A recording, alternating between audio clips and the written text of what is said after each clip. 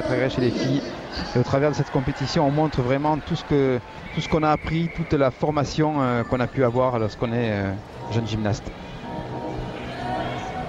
Pour ouvrir cette deuxième rotation, la Russe Tatiana Nabieva à la poutre. Agrès de vérité s'il en est, 5 mètres de long, 10 cm de large, aucune faute de permis. Et la première série, Émilie, de difficulté. Avec grosse difficulté en salto avant demi-tour.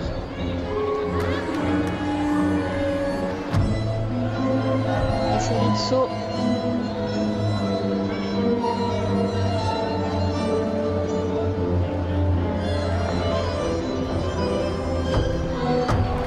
Là aussi, attention, c'est à côté. Ouais, elle a rebondi.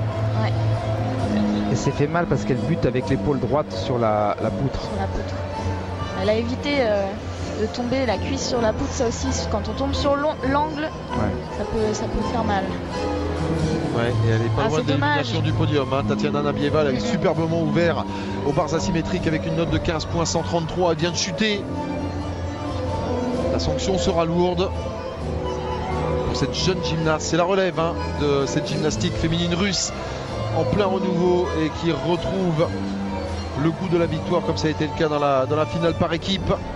Préparation pour la sortie. En double arrière groupé. Ah, c'est dommage, c'est un beau mouvement. Là aussi, elles envoient les difficultés avec le risque justement de chute comme on a pu le voir. Ah, c'est dommage, elle était bien partie dans son concours là. Hier déjà, elle avait connu des difficultés. Avec Alexandrov, le coach, de retour dans cette formation de Russie. Côté de Rodionenko, on a fait revenir les anciens, les vieux roublards de l'époque Léonid Arkaïev. Ah oui, absolument. Et ça a payé, Laurent. Alexandrov, c'était l'entraîneur, le premier entraîneur de Artemov, champion olympique au concours général. Voilà, elle est un petit peu désaxée et après elle rebondit. Ouais. Elle se protège la jambe, vous aviez raison Émilie, pour pas... Ouais. Ah bah, quand on tombe sur l'arête de la poutre, généralement, c'est douloureux. Ouais, elle semblait bien axée.